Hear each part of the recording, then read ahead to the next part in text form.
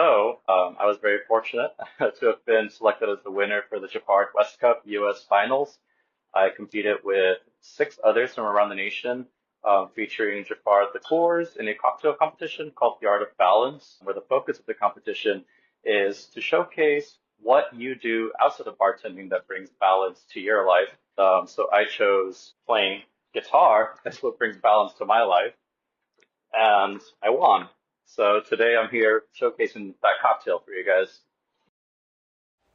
Today we join Armando Garza, the US winner of Giffard's West Cup, as he shows us how to make his drink, Le Paul Espresso. Now tell us how guitars and cocktails work together. Well, first and foremost, I think both guitars and cocktails can be very rock and roll, which is really what inspired this. I wanted to be a musician for a long time, and that was my passion, my creative outlet, and for a while, a way to pay the bills, but didn't work out too well. I found cocktails at a relatively early age. I was about 23, 24, and I was so intrigued by the world of cocktails, and I quickly found that they were a passionate, creative outlet that could pay my bills. And for me, there were just two things in my life that helped me not only thrive, but just helped me like exist, from a creative standpoint. That I need that outlet. Now tell us how the guitar works in with the cocktail that you won with. Sure thing. So, like I said, the West Cup is all about art of balance. What do you do outside of bartending? And I had been wanting to enter this competition. And so I sat there one night after a long shift at the bar around 3 in the morning, sitting at home, just noodling on the guitar, as I usually do. First thing I do when I get home, say hi to the dog and the girlfriend, pick up the guitar, start playing for a little bit. And I was like, what do I do? What do I do? And I'm looking at the guitar, and you'll notice this guitar has this black with the cream binding, cream pickguard, and I thought, wow, that looks a lot like an espresso martini. And I thought to myself, with Giffard being a liqueur company, making an espresso martini is kind of perfect because it's a cocktail where liqueurs can be a showcase, and the main spirit doesn't necessarily have to be the star with something like an old fashioned or Manhattan. So in that case, tell us a little bit about the ingredients you chose. Yeah, of course. So, espresso martini, I needed a coffee liqueur, and luckily, Giffard brought a coffee liqueur to the table about a year ago, or within the last year. This is the Giffard Café de Honduras. It's made from Honduran coffee beans, Nutri-Grain spirit, little sweetener, sits around 24% ABV. It's just a great coffee liqueur. So I knew that was my base. That was easy. I don't want to say hard, but the tricky part, I guess, was figuring out what was going to be my twist. How was this not just going to be an espresso martini? How can I make this interesting? And so I'm browsing their catalog. And again, a recent entry to the Giffard catalog is the Piment d'Espelette. Espelette peppers are a French pepper. They actually have a DO, which means they're protected in France, can only grow them there. Espelette peppers have a really wonderful fruity flavor with a subtle spice that's not overbearing, and Giffard went and made a liqueur out of them.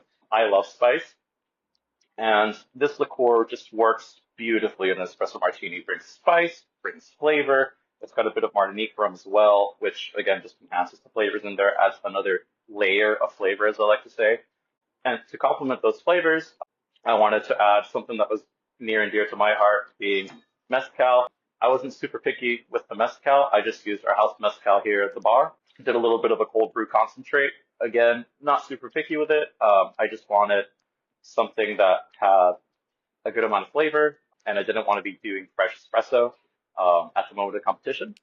And finally, I used a little bit of saline tincture to bring balance to all those flavors, and a little bit of demerara syrup, because while these are both liqueurs, and that word has a connotation of sweetness, they're not incredibly sweet, so my cocktail did need a little bit of sugar. Do you want to show us how it's done? Yeah, absolutely. So this is a shaken cocktail. We're going to go in with our saline tincture, just 20% pink Himalayan salt and water, 2 dash in there. Going to go in with a bit of demerara syrup. I chose demerara for the rich, almost nutty, like brown flavors that it brings to this cocktail, that caramelly undertone. Just a half ounce. and then 1 ounce of our cold brew concentrate to reinforce the coffee flavor. We're going 1 ounce of our Giffard Café de Honduras, a half ounce of our Giffard Pimet d'Espelette, and to top it all off, 1 ounce of mezcal of.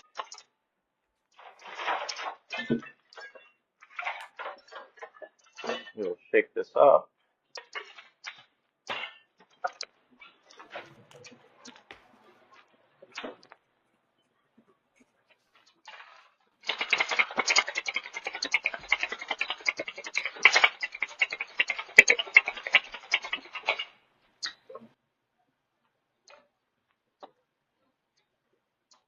The thing I love about this cocktail, and I didn't really notice it till the competition, is there's a certain wow factor to coffee cocktails when you shake it really well. The proteins in the coffee get really agitated and create this beautiful foam. It almost looks like you just poured like a dark beer at some Irish pub somewhere, and that'll continue to kind of separate until you get that perfect head. But this is what I'm calling the Les Paul Espresso, inspired by the Les Paul guitar. I was about to ask, where did the name come from? Yeah, So it's the so name of I the mean, guitar. for those of you not familiar with guitars or rock, the Gibson Les Paul is one of the most iconic guitar shapes in all of rock history, played by many, but maybe most notably Jimmy Page of Led Zeppelin. And so it's a rock icon. And I think icons have staying power, so I chose this as the vessel, the presentation for my cocktail. Describe the flavor of your riff. Yeah, of course. So, first and foremost, it is an espresso martini, and that is what you will taste. But I think it's got a lot more depth to it. Choosing the base spirit as mezcal instead of vodka, which is more typical, brings a lot of intense fruit flavors, a little bit of minerality that all work beautifully with the coffee. And while many of us think of mezcal as smoky, I don't think it's predominantly smoky. We are going with only an ounce of spirit, again, because I wanted to let the liqueur shine through. So that's kind of our backbone. Minerality, smoke, fruit notes. That's our backbone, right? Then we got the coffee laying down a solid undertone, like our floor, which is the coffee liqueur, of course, the Café de Honduras, our cold brew concentrate enhances those flavors. The kicker really is piment d'Espelette. Again, fruit. We got Martinique rum in here. That's gonna play with the fruit in the coffee and the mezcal and the cold brew. Brings a subtle heat to it, and that's really what you get. Minerality, fruit, citrus, heat, coffee. And what sort of occasion or time of day do you think that this cocktail is great for? Well, if Austin, Texas is anything to judge by, espresso martinis are appropriate at all times of day. I personally think of the espresso martini as a great start to your evening, pick me up maybe halfway through, or as a closer, like, hey, this is my last thing of the night. I'm going to end on a high note. There's really no wrong time for it, but that's how I think of the espresso martini. Now, if someone was going to try and replicate this cocktail at home, is there anything that might trip them up or anything that is a bit difficult? Nothing that will trip you up. I think most of it is pretty replicable and standard. The two notes that I would have for anyone trying to replicate this is your cold brew concentrate. You want to pick something on the more mild side, preferably unbrewing coffee beans like a liqueur. There's some really intense cold brew concentrates out there on the retail market, and those will completely overpower your cocktail. But it's not going to be bad. It just will overpower the beautiful Pimet d'Espelette. And when it comes to the mezcal, I just chose our house mezcal because I didn't want to make this about the mezcal. But if you're a mezcal enthusiast, I would recommend you find yourself a clay distilled mezcal. The extra minerality that you get from clay distillation is going to go beautifully with the Pimet d'Espelette. What is it about Gifford that you like compared to other liqueur brands? When I first started bartending, I knew nothing about the world of high-end spirits other than scotch. That's what I knew. At 23, 24 years old, my world was budget bourbons, budget tequilas, and a little bit of high-end scotch. When I worked in my first bar, looking behind the back bar, I saw all these bottles of Giffard, and I tried them, and I was just struck by the depth of flavor. I mean, just the complete expression of whatever like fruit or ingredient they're using to make that liqueur. It's always been kind of shocking to me how they can take a banana or a strawberry, raspberry, or coffee beans or escalette peppers and forgive the pun, but distill it into a bottle. Um, I've always loved the liqueurs. I think they're delicious, and if I go to a cocktail bar, I just take a cursory look at their back bar, and if I see Giffard products, I typically know that I'm going to get some quality cocktails. That's what I love about them. And what does winning this competition mean to you?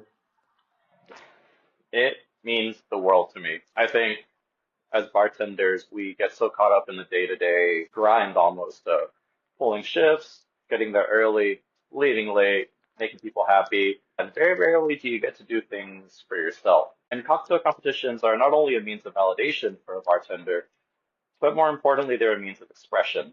For me, expression is everything. I was a musician before I was a bartender. So getting to combine those two passions in this medium is like amazing for me. At the competition in Seattle, like before I even made my cocktail, I actually took my guitar behind the well. I had a little practice amp set up and I played some Ozzy Osbourne. That's what I grew up with, 80s rock and metal. And then I tied it into my cocktail. And getting to do that, it meant so much. It was an absolute moment of just happiness. How long did it take you to come up with the recipe for the drink? Once the initial inspiration struck me at 3 a.m. in my bedroom playing guitar, it took about 3 or 4 days of R&Ding. Um, I knew what I wanted to do. I just had to execute it, and I came to the bar, pulled a few ingredients and started messing with ratios. And on my third or fourth day, I took it to my boss, who is an amazing taster. And I was like, hey, can you try this and what do you think? And he goes, wow, that's good. I go, yeah, I thought so too. And I didn't touch it again until Seattle. And what happens now? Obviously, you're bound for the global final. Yes, I am very excited. The way Giffard does this is cool. They host this competition in several countries and regions worldwide. They pick a total of 18 regional finalists from around the globe, and we will all fly out to France, where Giffard is from. In France, we will all compete at a global final where I will be presenting this cocktail again before a new panel of judges, along with, I believe, another secondary challenge, also cocktail related. And there, a global winner will be crowned, and the global winner wins a prize. I think they're flying you out to any cocktail destination of your choosing, which is really cool.